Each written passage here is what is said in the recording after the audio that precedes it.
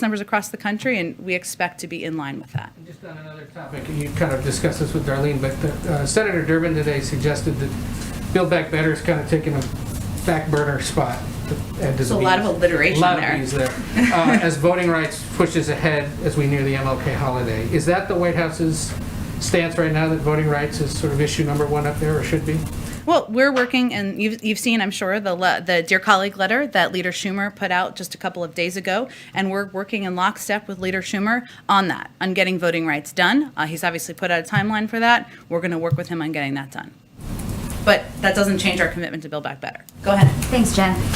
Why hasn't the CDC revised the definition of what it means to be fully vaccinated yet, given that the president has spoken about boosters for months now? Sure, it's a good question, Jackie. I don't speak for the CDC. Obviously, they speak for themselves, given they make decisions based on data and science. So I would point you to them. I know they have a COVID briefing tomorrow.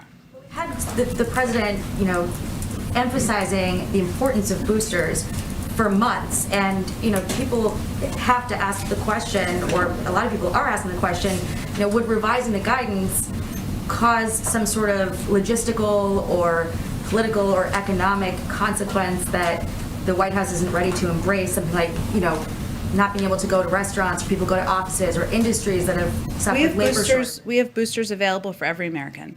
They can get boosted now, regardless of what the CDC guidance is, whether we're just approved for the booster or you were approved weeks ago. So do you expect then that guidance will change eventually? It's up to the CDC, and they make those decisions based on data and science. Will we have any update on when they might make a decision on that, given that there's been so much I time? encourage you to ask them that question when they participate in the COVID briefing tomorrow. Okay. And then similar line of questioning, but Sure. this time about the FDA. Okay. There have been some decisions by the FDA over the last few months that have happened without consulting the panel of independent experts that we saw for authorizations for the vaccines themselves. We haven't seen that with boosters. A couple examples: on the 19th of November, FDA authorized the booster for all adults. 29th, the CDC announced people 18 plus should get boosters. December 9th, the FDA authorized boosters for 16 and 17-year-olds, and just yesterday, the FDA amended the emergency use authorization for the Pfizer booster for kids ages 12 to 15. So I guess my question is, why has the protocol been different with the boosters than it was for the emergency use authorization of the vaccine itself? Jackie, the FDA makes their own decisions, not driven by what the White House is telling them what to do, so I would point you to the FDA to get any comment on that. So it doesn't, I guess then the White House is not, or the FDA is not getting rid of its independent panel of experts by any White House guidance? Absolutely not. And again, I think they would confirm that themselves. And I think what's important to step back here is recognize we're still in the middle of a pandemic. There are still far too many people who are not vaccinated. There are still kids who are at risk because there are not enough people, adults, vaccinated. And I think what we're all collectively trying to do here is protect more people and save more lives, whether you work here or at the CDC or the FDA. Is the president then okay with the FDA making these authorizations without calling their panel of experts? Again, I would point you to the FDA, and they can speak to their decision-making process. Okay, and then real quick on the Florida Surgeon General and testing, what's your reaction to his comments that the U.S. needs to unwind its testing psychology, where people are planning their lives around testing? Is that sound medical advice in the White House view? I would really point to our own health and medical experts on when tests should be administered and utilized, and our focus on making them more available, accessible, and free to the public. Oh, good.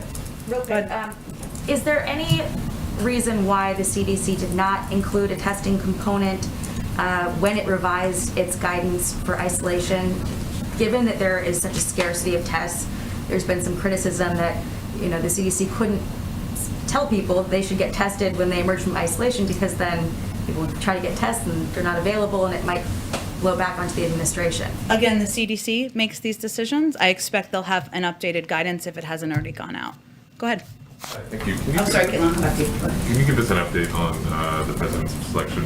You'll be shocked to hear me ask this. The Fed. Fed, yes, and in particular, whether he's made the decisions. Is it a question of the announcement not having been done, but the decisions are made? I don't have anything more for you at this moment. I expect we will have more soon, and I will let the president speak to his decision and whom he will select. My Katya Dmitrieva and Jennifer Jacobs, they're Sure. reporting that economist Philip Jefferson is likely to be nominated for one of the seats, and he would be just the fourth black man to hold a position on the central bank's board in its history. Can you comment on Mr. Jefferson's candidacy, or whether, or what role equity will be playing in the president's determinations for all these seats? Sure. I can't speak to an individual name. I can say that it has been a priority for the president to ensure that that equity and making sure there are diverse choices and diverse leaders representing different roles in the Federal Reserve, just as has been a priority for him in other points in parts of his government, is an important part of his decision-making process. If we just go back to the testing issue, Sure. do you have a sense of how long the $500 million will be, spread out in terms of timeline? They'll start in January, and Yeah. when will all 500 be available? I don't have an update on that at this point in time. Certainly understand the question. I expect as we finalize the contracts, which we're in the process of doing, we'll have more information on that. But again, we expect the first shipment from manufacturers to come soon. And on testing, some of the biggest retailers, Walmart and Kroger, have raised the price of Abbott's Binax Now test. They've been selling it at cost because the deal with the White House had expired. They're now about $19-20, and they were at about $14 per box of 2 tests. I'm wondering whether there are any talks ongoing with retailers to bring that price back down to an at-cost level, or whether you're confident the increasing supply of tests will more or less work itself out in the market. Well, I can't give you an update on any conversations. I can tell you that our objective is, of course, to increase and scale up access to free tests. Hence, next week, people who have health insurance, 150 million Americans, will be able to get those tests or get reimbursed for those tests, hence sending 500 million tests for free out to Americans, 20,000 free testing sites, 50 million tests that we've already given out. So that is our focus from the federal government. Obviously, we want a competitive market out there that will lower the cost of tests over the course of time as well. Sorry, one more. The president's announced today on the therapeutics, the ordering of more Yeah. Pfizer courses. Has he ruled out ordering more of Merck's pill, which is easier, quicker to make, but had less effective results in its clinical He hasn't ruled anything out. I would say this is just as you've seen with any of our steps on COVID, whether it's the antivirals or other steps that have been approved out there in the market, the monoclonal antibodies. We're going to continue to build on the orders we have done to date. So this is just the recent step to expand what we have in our medicine cabinet. Thank you. Go ahead. Thanks so much, Jen. With the CDC expected to update its guidance on isolating today, and the confusion that the agency generated over that guidance last week on what you should and should not do after you've tested positive, I'm wondering if the president himself thinks that the CDC has been clear on that. Well, what I can tell you, Caitlin, is that CDC is offering its updated guidance in real time of a fast-moving and changing pandemic environment. And we've seen them change guidance and update guidance on other occasions. They made this recommendation last week based on science. The vast majority of transmission infectiousness occurs in the first 5 days after diagnosis with COVID-19, somewhere in the range of 85 to 90%. If people are asymptomatic, 5 days of strict mask wearing will prevent future transmission. Obviously, they are expected to update that today. I'm not sure if any information has gone out on that at this point in time, so I won't speak to that ahead of them.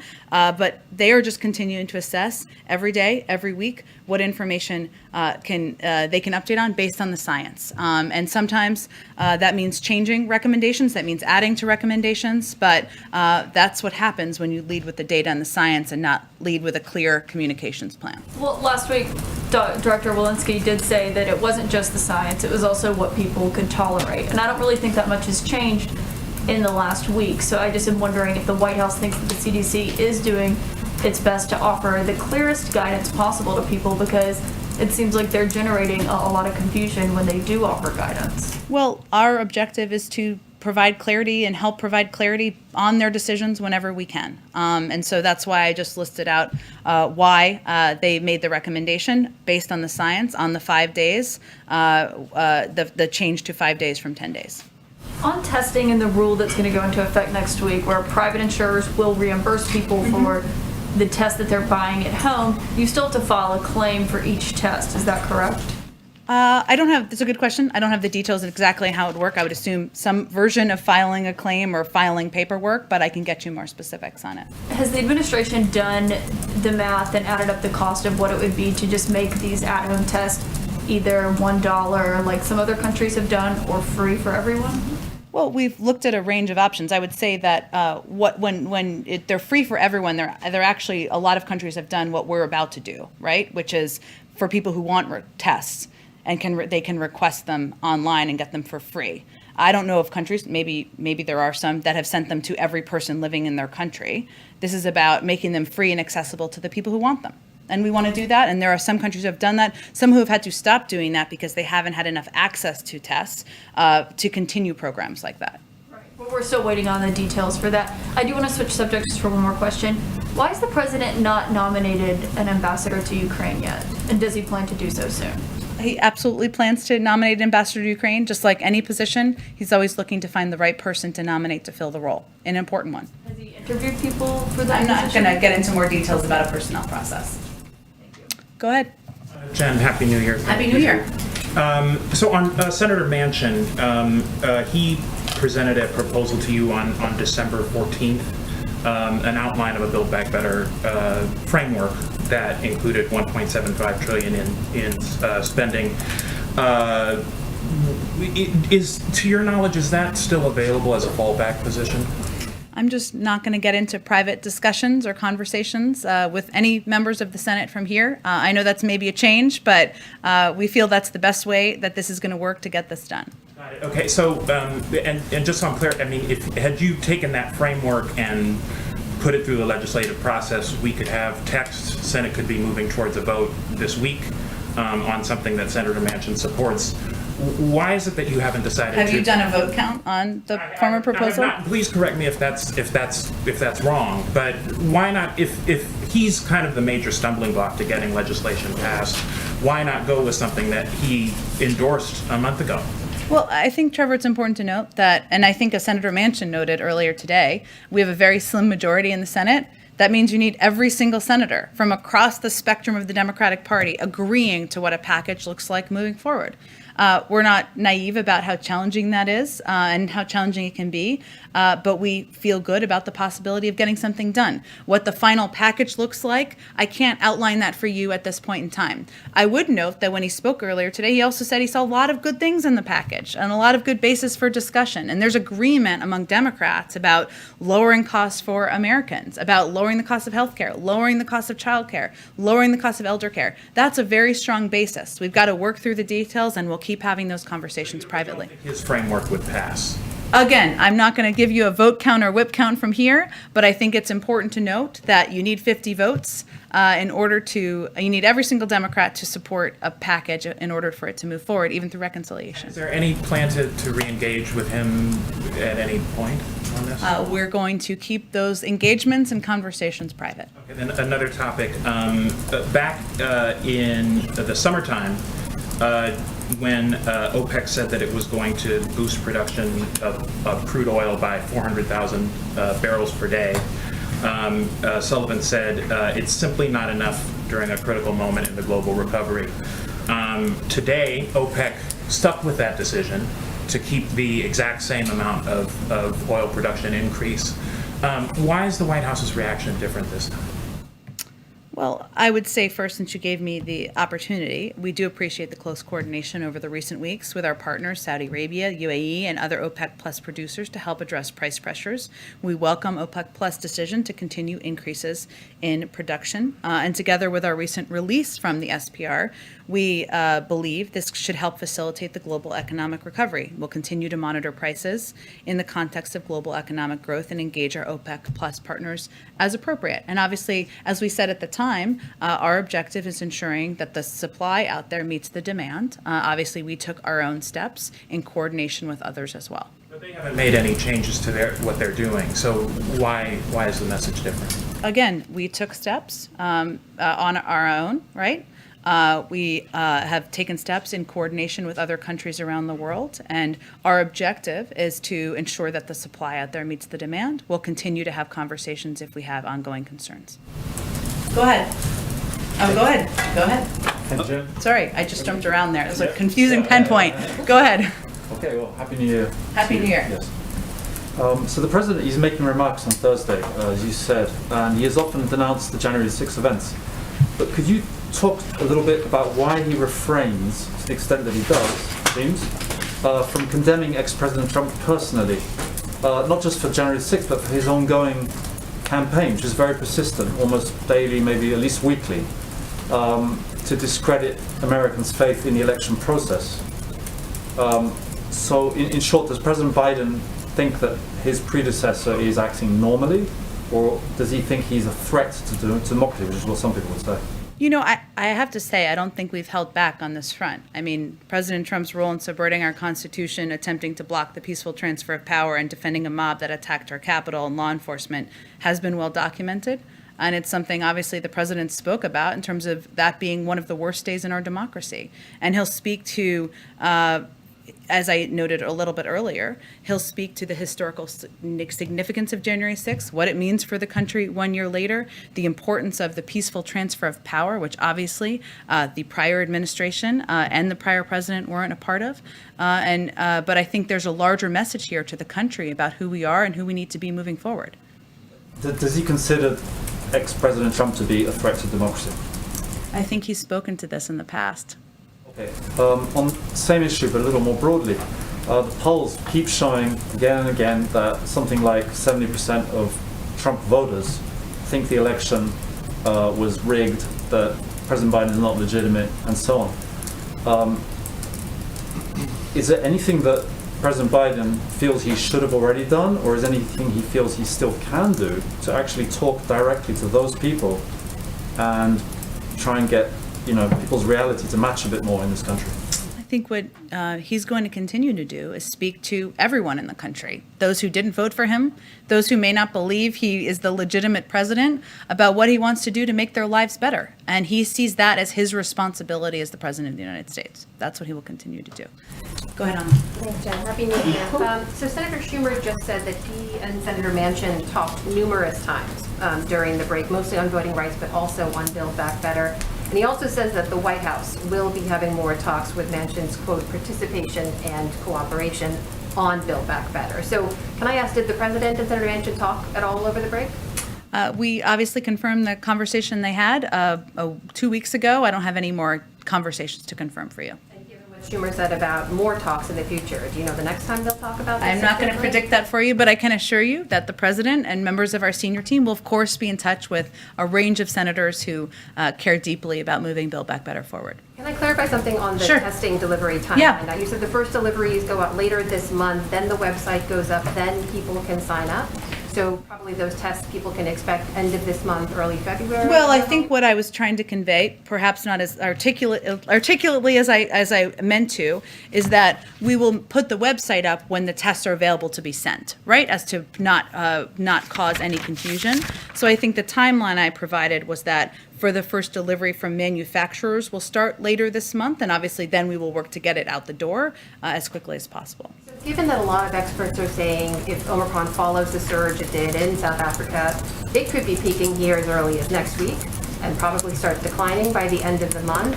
Is there some concern that these tests are being provided too late when the worst is already behind us?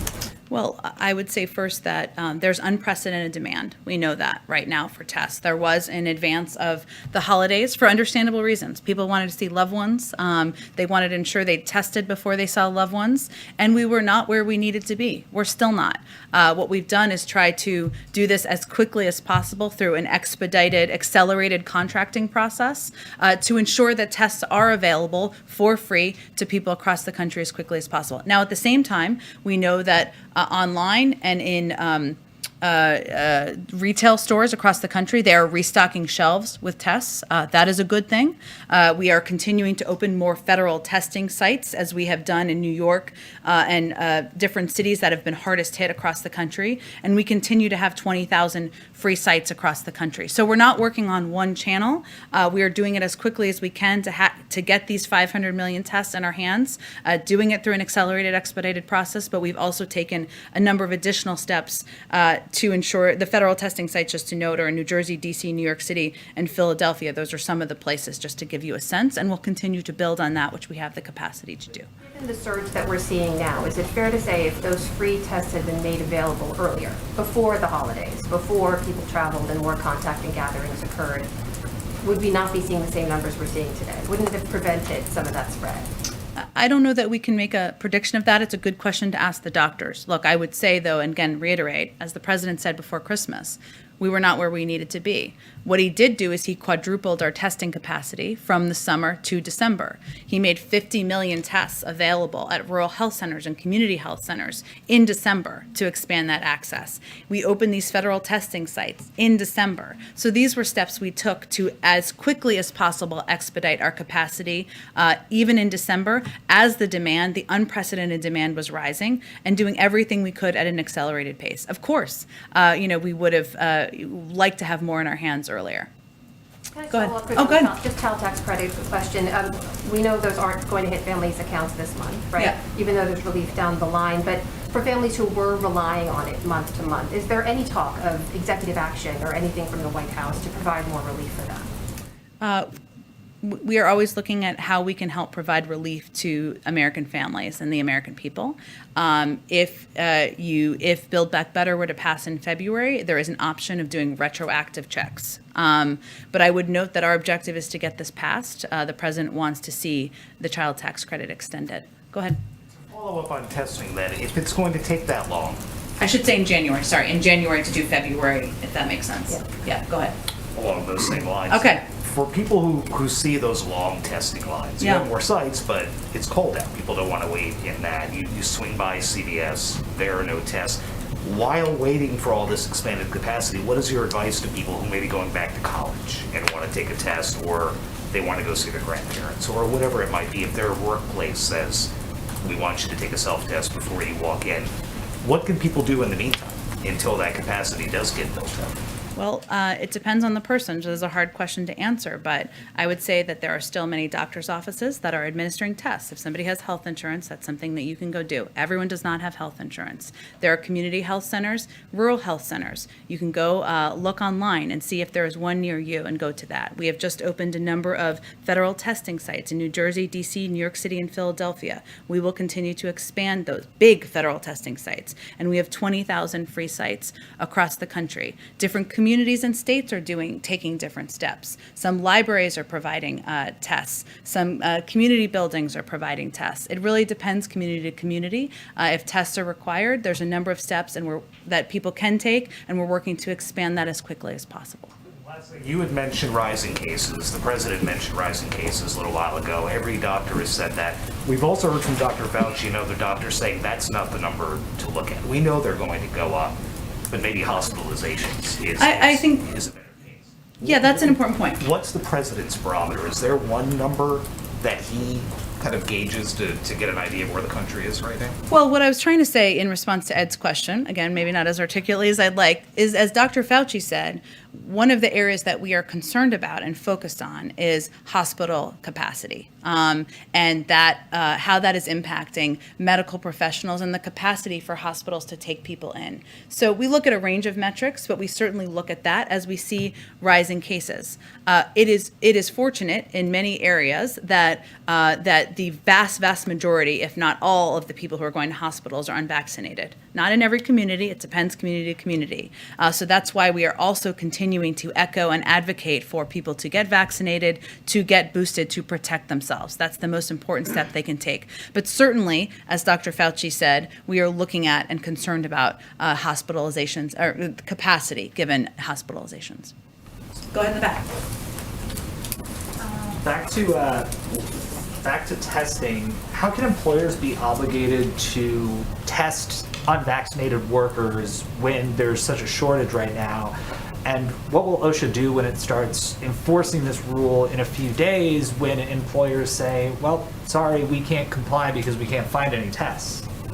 Well, I would first say that two-thirds of companies, almost two-thirds of companies, have taken steps to put in place either vaccination requirements or testing requirements. They're all implementing it in a different way, and the leadership of these companies is making a decision about what works best for their workforce. Giving that option is something certainly we support. Obviously, getting vaccinated, they're free across the country, available across the country, is also a very easy option for many people, and many companies are opting to do that. As OSHA works to implement and work with companies to do that, our objective and what we're continuing to focus on is continuing to increase capacity of free tests that are targeted more, though, at individuals and households, less than companies. And obviously to work, there's now 9 tests that are approved to go to market that different companies and different school districts and others can have direct contact with. So there's a range of ways to get access to tests, and we're working to increase capacity to make them free and accessible to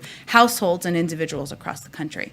Are you saying it's up to workers to find tests themselves if they must be tested to go to work rather than their employer? Actually, I'm them? saying, and I think what I said pretty clearly, is that different companies, about 60% of them have already implemented, are implementing the test or vaccine requirements in different ways, company to company, employer to employer. So, and many of them have done it extremely successfully, including many of the airlines, a number of huge hospital systems, and this has helped make, remember what the objective is here. The objective is to make workplaces safer, to provide more security to people. If you look at the data that just came out this morning, JOLTS, that was a shout out to Bloomberg, they'll get that reference, data that came out today, there are still many people who are fearful about going back to work. That is one of the reasons why it's important to put in place these requirements and why employers have taken the step to provide that certainty to people in their workplaces as well. I want to ask one more question related to the workforce. The White House Labor Task Force, led by Vice President Harris, was supposed to release a report in October about how the federal government can boost unionization in this country in a variety of employers. It's January 4th and that report has not come out yet. What's going on, and do the president and vice president still care about this initiative given everything else that's going on?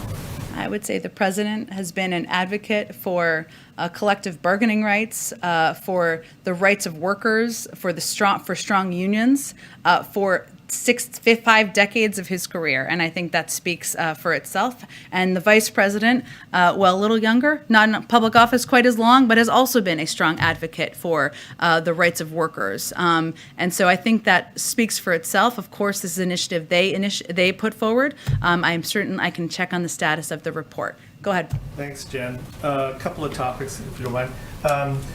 As you know, the anniversary of the opening of Guantanamo Bay Detention Facility is next week. Yeah. The president promised to close it. You reiterated that in February. What's taking so long? Well, let me first say that the National Security Council continues to work closely with the Departments of Defense, State and Justice, and other departments and agencies to do exactly that. I would note, and I know this was put out during a very crazy holiday period of time, but in the President's statement on the National Defense Authorization Act for fiscal year 2022, he outlined that Section 1032 of the Act continues to bar the use of funds to transfer Guantanamo Bay detainees to the custody or effective control of certain foreign countries. And Section 1033 of the Act bars the use of funds to transfer Guantanamo Bay detainees into the United States unless certain conditions are met. And it's a longstanding position of the executive branch that those provisions unduly impair the ability of the executive branch to determine when and where to prosecute Guantanamo Bay detainees. In some circumstances, these provisions could make it difficult to comply with the final judgment of a court that has directed the release of a detainee. In addition to limitations in Section 1032 of the Act concerning the flexibility of the executive branch with respect to its engagement in delicate negotiations with foreign countries over the potential transfer of detainees. There are only 39 remaining individuals at Guantanamo Bay, but I just wanted to highlight that piece that was in the NDAA statement because we feel it's obviously creating burden and a hindrance to our progress here. So it's the transfer to the foreign countries that's causing delays, essentially. Well, I think I listed three clear pieces there, and limitations on how funding can be used, and how this Section 1032 also limits at times how an individual can be released, as well as how we can negotiate and communicate with foreign countries about it. Some of them have been waiting trials for years. Why is that taking taking so long? Again, I would say this is what we see as one of the major, if not the major hindrance. Beyond that, I would point to the Department of Defense, but there are 39 remaining individuals there, and obviously our commitment continues to be to close Guantanamo Bay. One other topic, the Iranian president said yesterday, as the talks begin in Vienna again, that former President Trump should be put on trial for the killing of General Soleimani. Wondering if I can get a reaction to that, and whether that hinders discussions around Iran's nuclear future this week. Well, I would say that I don't have any direct comment on his comments. I would note that he has his own politics and his own audience that he speaks to, just as many country leaders in other countries do. But right now, Special Envoy Malley is currently leading an interagency delegation to the 8th round of talks in Vienna, which resumed on January 3rd. There was modest progress in talks last week, and we hope to build on that this week. What is clear is that if we do not soon reach an understanding on mutual return to compliance, Iran's accelerating nuclear steps will hollow out the JCPOA. So our priority remains reaching and implementing a rapid mutual return, and I expect those negotiations will focus on those topics at hand, not comments of any leaders around the world. Go ahead. A couple different topics here as well. First, from the administration's point of view, given what we've learned from the January 6th Select Committee, does it appear the Capitol riot played some kind of role in an overall coordinated effort to overturn the democratic process? So something longer, perhaps, than more than just one day? Just so I understand your question, are you saying, talk a little bit more. Tell me a little bit more what you're trying to ask. Yeah, sure. So there's the isolated events of that day, but there's also the investigation that goes back much further and spans more time. Does it appear that there's that sort of longer throw there than just what occurred on January 6th at the Capitol, based on what we know from the Select Committee? Well, I'm not going to speak for the Select Committee, and obviously they will speak for when the conclusion of their report will be and what details. I would note that we have conveyed our concern in the past about the fact that many Republican members of Congress have stood by the big lie since then. They were outraged at the time, about many of them, about the events that happened on January 6th. Who could not be? Who was watching them? And since then, they have done nothing to help support the work of the committee, to help argue against the big lie. And, you know, that sort of lack of action, inaction, silence, you know, is something that is irresponsible as well. Go ahead. Go ahead. Sorry, another from Todd Gilman, a fellow C-suite Sure. rotation at the Dallas Morning News. Does the White House have a reaction to Senator Cruz saying President Biden may be impeached if the Republicans take back the House next year, specifically for the border policies? Well, our reaction is maybe Senator Cruz can work with us on getting something done on comprehensive immigration reform and putting in place measures that will help make sure smart security is what we see at the border, taking a more humane approach to the border instead of name-calling, accusation-calling, and making predictions of the future. Go ahead. Thank you, Jen. I have questions about voting rights and also about political appointments. On voting rights, the midterm elections are 10 months away. Is the president concerned that the window is closing to pass legislation that could have an impact on how people vote in the midterm elections? I'm not going to make a prediction of that. What I will say, and what the president will talk about in his speech on Thursday, is also that, you know, people came out, the American public came out in record numbers last November and participated in our democracy. And we shouldn't underestimate the role of the movement and grassroots movement of the public to have their voices heard. But he absolutely feels that getting voting rights done is fundamental, it's essential. He is going to work in close lockstep with Leader Schumer and others in Congress to get this done. But I'm not going to make a prediction at this point on the timeline. It's obviously a first priority for them in the Senate. Is it a first priority for the president? Yes, he's working with Leader Schumer on it. In December, he said at South Carolina State University, we're going to keep up the fight until we get it done. What does that look like? What does the fight look like for voting rights for President Biden? It means getting it passed into law and signing it into law. So what steps is he taking over the next several weeks to make that happen? Well, I would first say that the president has, you can expect to hear more from him soon, and I'm not going to get too far ahead of that, but the president has taken a range of steps within his own authority on voting rights, whether it is signing a historic executive order early in his presidency, supporting the efforts of the Department of Justice to increase funding for the protection of people's fundamental rights across the country, and he also spoke to his commitment or openness to making changes to the process to protect people's constitutional rights, should that be the point we get to. This is obviously going to be front and center on the Senate's agenda when they return, and he's looking forward to being a part of that. On political appointments, the president right now has had 266 political appointments confirmed by the Senate. That is roughly on par where President Trump was in his administration at this time. It's about 100 less than where Presidents Obama and Presidents Bush were at this time in their first years in office. Is that lower number of political appointments impacting how President Biden can govern and implement his policies within the executive branch? Well, so just for the specific numbers, and you gave a number of these, but we ended 2021, I should say, with more than 300 of President Biden's nominees for Senate confirmed positions pending confirmation by the Senate.